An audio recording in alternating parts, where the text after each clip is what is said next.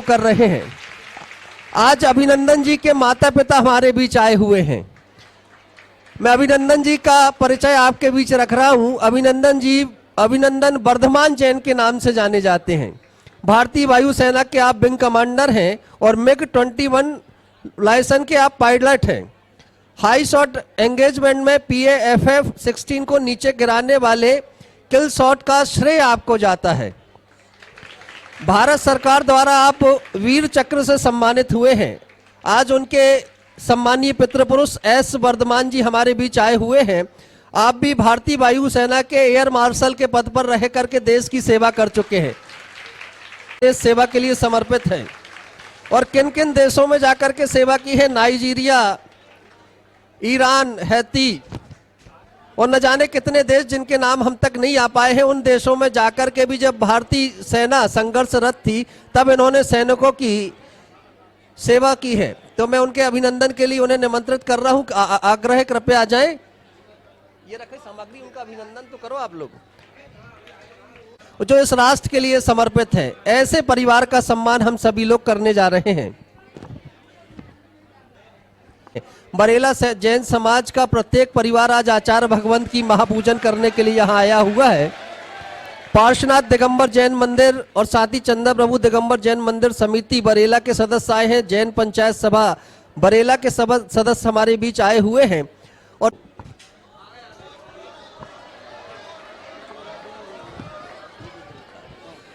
जिन विशिष्ट व्यक्तित्व अभिनंदन जी के माता पिता का सम्मान राष्ट्रभक्ति का सम्मान है, उन भावनाओं का सम्मान है जिन भावनाओं के चलते देश के युवा सीमाओं पर रहकर के इस देश की सुरक्षा किया करते हैं।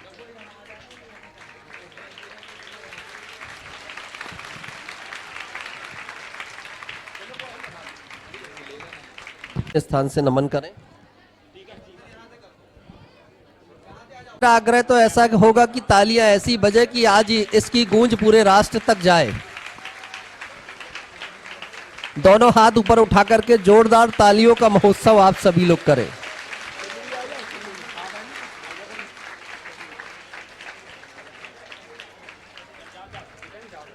सीमाओं पर रहकर के जो राष्ट्र सेवा के लिए दिन रात श्रम करते हो, उनके माता पिता के सम्मान में तालियों का श्रम तो अहिर्निश करना होगा हम सभी को।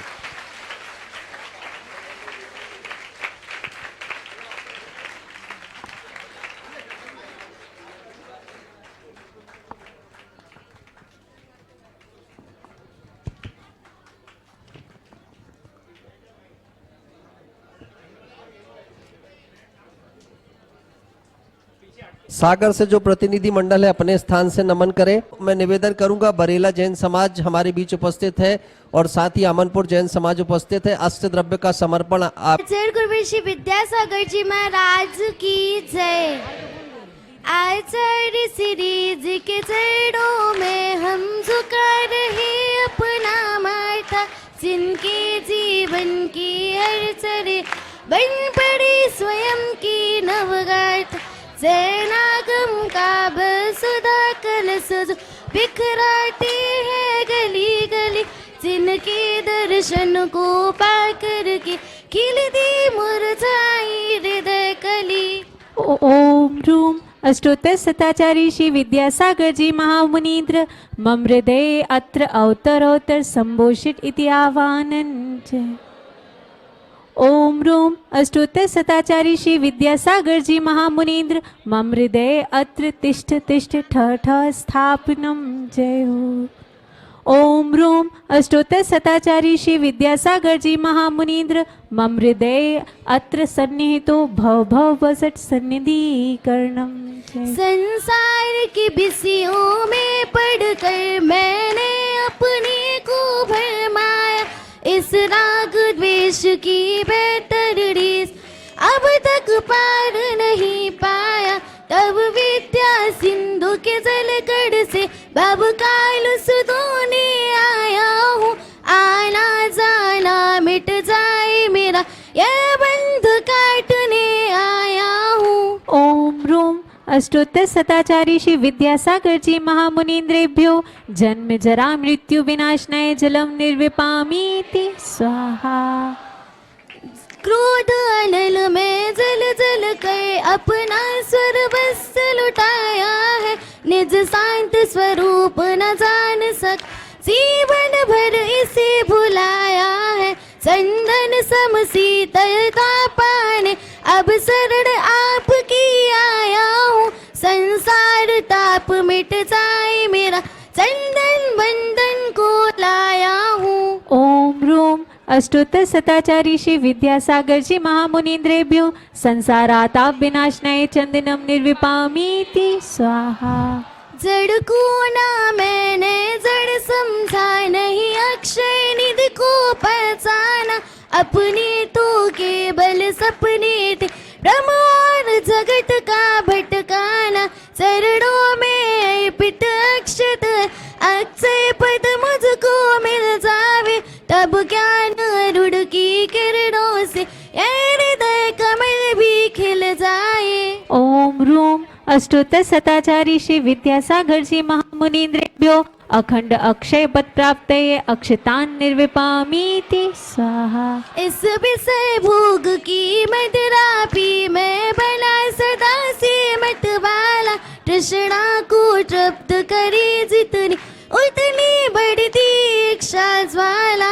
मैं काम भाव विध्वंस हेत मन सुम चढ़ाने आया हूँ, यह मदन विजेता बन न सके यह भाव हृदय में लाया हूँ। ओम ह्रूम अष्टोत्तर शताचारी श्री विद्यासागर जी महामुनीन्द्रेभ्यो कामबाण विध्वंसनाय दिव्य पुष्पम निर्विपामीति स्वाहा। इस छोटा रोग की व्यथा कथा भव भव में कहता आया हूँ, अति बख्श बख्श भगे फिर भी मन तृप्त नहीं कर पाया हूँ। नैवेद्य समर्पित करके मैं तृष्णा की भूख मिटाऊंगा, अब और अधिक ना भटक सकूं यह अंतर्बोध जगाऊंगा। ओम ह्रूम अष्टोत्तर शताचारी श्री विद्यासागर जी महामुनीन्द्रेभ्यो क्षुधारोग विनाशनाय दिव्य नैवेद्यम निर्विपामीति स्वाहा। मोहांधकार से व्याकुल हो निज को नहीं मैंने पहचाना, मैं राग द्वेष में लिप्त रहा इस आयत रहा बस पछताना। यह दीप समर्पित है मुनि भय मेरा तुम दूर भगा देना, तुम ज्ञान दीप की बाती मम अंतर दीप जला देना।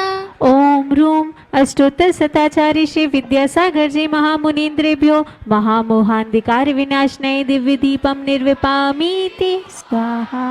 इस अशुभ कर्म ने गिरा है मैंने अब तक ये माना था, बस पाप कर्म तज पुण्य कर्म सारा अपनाना था। शुभ अशुभ कर्म सब रिपुदल मैं इन्हें जलाने आया हूँ, इसलिए प्रभु जी के चरणों में अब धूप चढ़ाने आया हूँ। ओम ह्रूम अष्टोत्तर शताचारी श्री विद्यासागर जी महामुनीन्द्रेभ्यो अष्टकर्म दहनाय दिव्य धूपम निर्विपामीति स्वाहा। भोगों को इतना भोगा कि खुद को ही भोग बना डाला, साध्य और साधक का अंत मैंने आज मिटा डाला। मैं चिदानंद में लीन रहूं, पूजा का यह फल पाना था जिनके द्वारा मिल बैठा मुझे ठिकाना है। ओम ह्रूम अष्टोत्तर शताचारी श्री विद्यासागर जी महामुनीन्द्रेभ्यो महामोक्ष फल प्राप्त फलम निर्विपामीति स्वाहा। जग के वैभव को पाकर मैं निस दिन कैसा मस्क रहा, चारों गतियों की ठोकर को काले में ही अभ्यस्त रहा। मैं हूँ स्वतंत्र ज्ञाता दृष्टा, मेरा पर से क्या नाता, कैसे अनर्ग पद पा जाऊं यह अरुण भावना भाता है। भावों की निर्मल सरिता में अवगाहन करने आया, सबका सारा दुख दर्द हरो यह अर्घ भेटने आया हूँ। ये तपो मूर्ति है आराधक है योगी स्वयं मास, हे अरुण कामना देख सके युग युग तक आगामी बसंत। ओम रूम अष्टोत्तर शताचार्य श्री विद्यासागर जी महामुनीन्द्रेभ्यो ससंग मुनिराजेभ्यो अनर्घ पद प्राप्त जयमाला पूर्णार्घम निर्विपामीति स्वाहा। नमोस्तु श्री जी, नमोस्तु। धर्म के लाभ लेने हेतु आ रहे हैं और लौट रहे हैं, क्योंकि आपको धर्म प्रिय है। आपकी यह धर्म की प्रियता की रक्षा भी तभी संभव है जब आप देश में रहते हैं, तब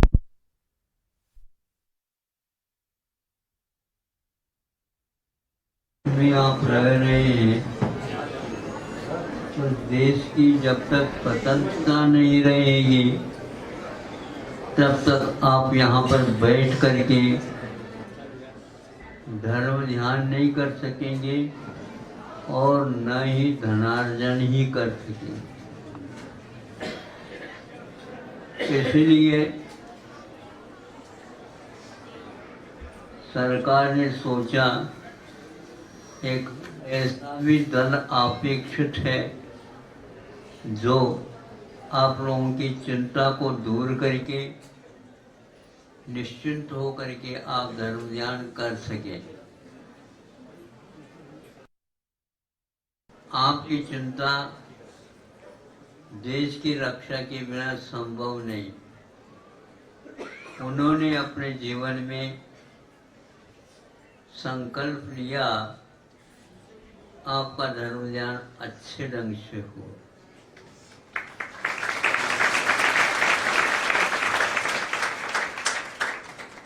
देश पहले, बाद में परिवेश।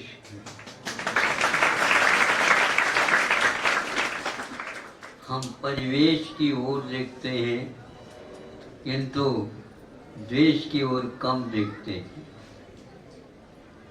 हम जिस पेड़ के ऊपर चढ़े हैं वहाँ पर फल हैं, किंतु हम उस टहनी पर बैठ करके उस टहनी को ही यदि उलाड़े मार करके गिरा देंगे तो वो गिरने से पूर्व में आप गिर जाएंगे। इसलिए आप उनके बारे में भी सोचिए जिन्होंने ये संकल्प लिया, क्षेमम सर्व प्रजानाम। आप लोग प्रतिदिन शांति धारा आदि करते समय ये पंक्ति अवश्य बोलते हैं, सभी का क्षेम हो। कब संभव है? तब संभव है जब इस प्रकार के व्यक्ति सारे के सारे सुख शांति वैभव जिनको आप लोग बार बार अपनी निगाह में रखते हो, किंतु आपको अवश्य शांति मिले, देश पूरी रूप से धर्म ध्यान में लीन रहे, तो ऐसा राजा हो तो प्रजा भी ऐसी होनी चाहिए। आज लोकतंत्र होने के कारण ये व्यवस्था थोड़ी सी परिवर्तित हो गई है, लेकिन भावों में अभी कोई भी आलस्य नहीं और डर नहीं, और केवल धैर्य के साथ। शरीर तो सबके पास है, धैर्य बहुत कम विरले व्यक्तियों के पास रहा करता है। आप लोग थोड़ी सी सर्दी लगती है प्रबंध कर लेते हो, एड़ी से लेकर के चोटी तक, लेकिन बड़ी बड़ी ऐसे पर्वत और पर्वत की चोटी पर रहते हैं ये लोग, जहाँ पर शून्य से नीचे माइनस जिसको बोलते हैं, माइनस अपनापन क्या है। वो लोग 40 शून्य पर भी रह करके देश की रक्षा में रात और दिन एक करते हैं।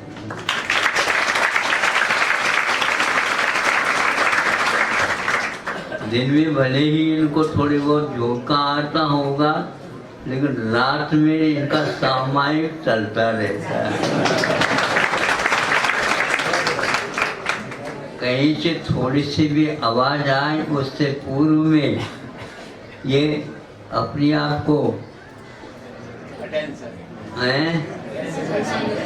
अटेंशन बाद में, पहले इंटेंशन कौन सा है बताओ।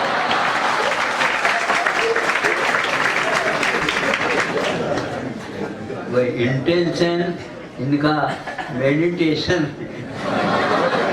ध्यान है, वह आर्थ ध्यान नहीं है। सभी आर्थ को दूर करने के लिए धर्म ध्यान नहीं।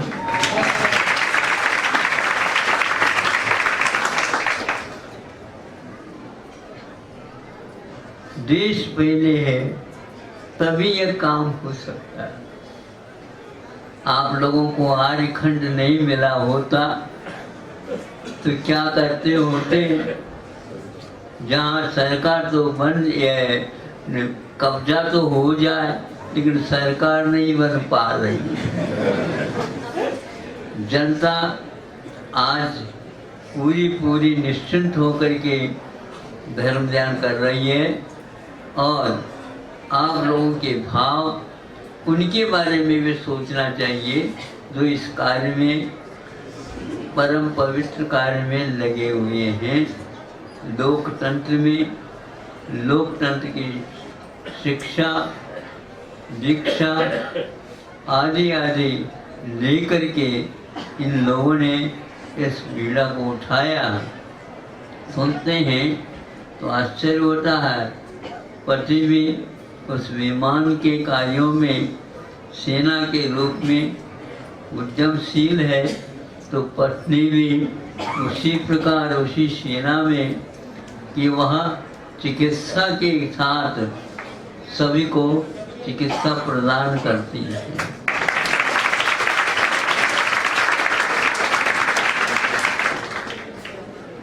युद्ध का अर्थ हमेशा हमेशा संघर्षमय होता है, लेकिन उस युद्ध के क्षेत्र में भी वे जब किसी भी सेना को क्षति पहुंचती है, हाथ पैर अंग उपांग इत्यादि में, तो वह किसी भी प्रकार से थोड़े से सफ़ेद वस्त्र दिखाया जाता है तो उसके ऊपर गोली नहीं चलती है।